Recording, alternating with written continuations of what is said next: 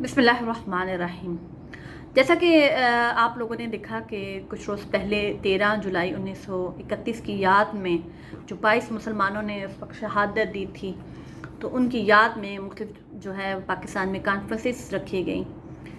मैं मसला कश्मीर को हमेशा एक मुख्तलिफ आरा के साथ और मुख्तलिफ नज़रियात के साथ और मेरा जो अपना ज़ाती पॉइंट ऑफ व्यू है मैं उसके हिसाब से बात करती हूँ। आज मैं बात करना चाहती हूँ कि जब 13 जुलाई 1931 को 22 लोगों को शहीद किया गया था और कश्मीर के अंदर जो डोगरा राज, जिसे हम हिंदू राज भी कहते हैं, कायम था, तो उस वक्त क्या सूरत हाल थी और आज क्या सूरत हाल है।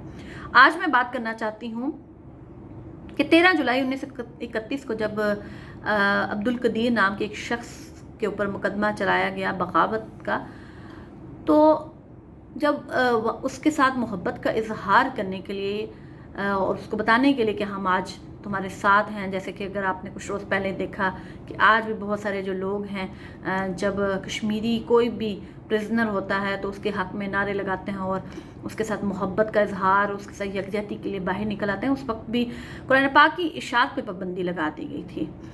इसी तरह से हमारी मस्जिदों पे अजान देने पे पाबंदी लगा दी गई थी। इसी तरह से ईदों के खुतबात पे पाबंदी थी। इसी तरह जैसा कि मुसलमान गाय को ज़िबा करते हैं और सुन्नत इब्राहीमी अदा करते हैं, तो हिंदुस्तान में आज भी जैसे कि पाबंदी है, मुसलमान वहाँ पे गाय नहीं ज़िबा कर सकते, तो जिसकी बुनियाद पे दो कौमी नज़रे की बुनियाद पे पाकिस्तान हासिल किया। इसी तरह से डोगरा राज यानी कि हिंदू राज जो था, उन्होंने भी गाय की को ज़िबा करने पर पाबंदी लगाई हुई थी।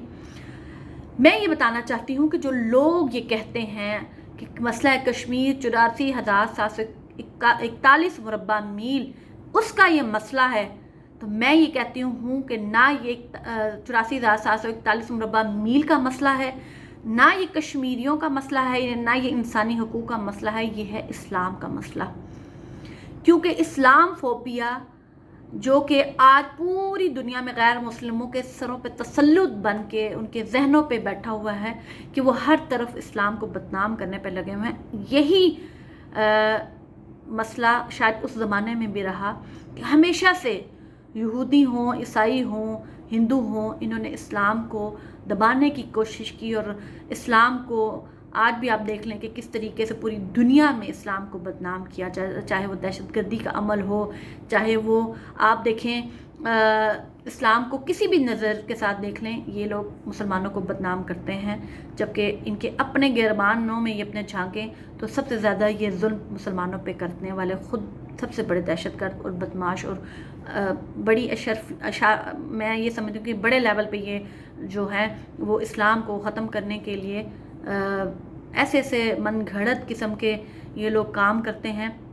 लेकिन इस्लाम अल्लाह का भेजा वो वाहिद दीन है जिसकी हिफाजत की ज़िम्मा अल्लाह ताला ने ख़ुद उठाई है। अल्लाह ताला जब तक ये क़यामत है इस्लाम ने कायम रहना है। तो अब्दुल कदीर जो शख्स था एक कश्मीरी था और श्रीनगर सेंट्रल जेल में जब उसके ऊपर मुकदमा चलाया गया तो लोग वहाँ पे बेशुमार वहाँ पे लोग आ गए, तो लोगों ने वहाँ पे कंडेम किया इस बात को। और एक शख्स ने जब वहाँ पे अजान का टाइम हुआ तो उसने अजान देना शुरू कर दी, तो वहाँ की जब डोगरा जो फौज थी उसने एक शख्स को गोली मारी जो अजान दे रहा था। उसी तरह 22 लोगों ने बारी बारी अजान दी, जिसको गोली मारी जाती थी वो अगला बंदा आके अजान देना शुरू कर देता था। यानी कि इस्लाम से इस कदर मोहब्बत थी कश्मीरी कौम को कि उन्होंने अजान को मुकम्मल करने के लिए 22 लोगों ने जान दे दी। मैं ये बात आप लोगों को ये इसलिए बताना चाहती हूँ कि आज बुरहान वानी शहीद के बारे में मैं कहना चाहूँगी कि जब वो नौजवान सोशल मीडिया के ज़रिए आया और उसने बताया कि कश्मीर जो है और पाकिस्तान से मोहब्बत का रिश्ता क्या, ला इलाहा इल्लल्लाह, तो हम लोग जो हैं वो कश्मीर को इंसानी हकूक़ के साथ जोड़ लेते हैं। हम कश्मीर के मसले को 84,741 मुरब्बा मील के साथ जोड़ते हैं, कश्मीर की ख़ुद मुख्तारी या लहाक के साथ जोड़ लेते हैं। हम लोगों ने आज तक कभी जो लोगों ने जाने दी, शहादतें दी, उनके नज़रियात को हम लोगों ने देखा ही नहीं कि उन्होंने जाने क्यों दी। 22 लोगों ने अजान को मुकम्मल करने के लिए दी। अब्दुल कदीर पे क्यों मुकदमा चला? क्योंकि वहाँ पे कुरान पाक की इशात पे पाबंदी थी, اور دوسری طرف اذان پہ پابندی تھی، تیسری طرف عید کے خطبات پہ پابندی تھی، قربانی پہ پابندی تھی۔ انہوں نے بتایا کہ ہم مسلمان ہیں، یہ مسلمانوں کی سرزمین ہے، ہم مسلمان کبھی بھی ایک ہندو کے غلام نہیں ہو سکتے۔ تو آج جو یہ لوگ باتیں کرتے ہیں کہ ڈوگرا راج یا ڈوگرا کی سلطنت قائم کرنے کی باتیں کرتے ہیں، وہ ان کو کیوں یہ بات سمجھ نہیں آتی کہ مسلمانوں کے دشمن ہیں یہ ہندو، اور کبھی بھی کوئی غیرت مند مسلمان جو ہے وہ ان کی غلامی قبول نہیں کر سکتا۔ آج کشمیری 73 سال سے کیوں اپنی بیٹیوں کی عزتیں لٹا رہے ہیں، کیوں وہ ہندوستان کو قبول نہیں کرتے؟ اس لیے کہ وہ مسلمان ہیں، غیرت مند مسلمان، اور ایک غیرت مند مسلمان کبھی کسی ہندو کی غلامی نہیں قبول کرتا، چاہے وہ گلاب چند ہو، اس کا بیٹا رنبیر چند ہو، چاہے وہ ہری سنگھ یعنی کہ ہری چند ہو، چاہے واٹ ایور کوئی بھی ہو۔ مسلمان صرف نبی کریم صلی اللہ علیہ وسلم کو مانتے ہیں اور ان کے بھیجے ہوئے، ان کے لائے ہوئے دین پہ ایمان رکھتے ہیں۔ اس لیے کشمیر بنے گا پاکستان۔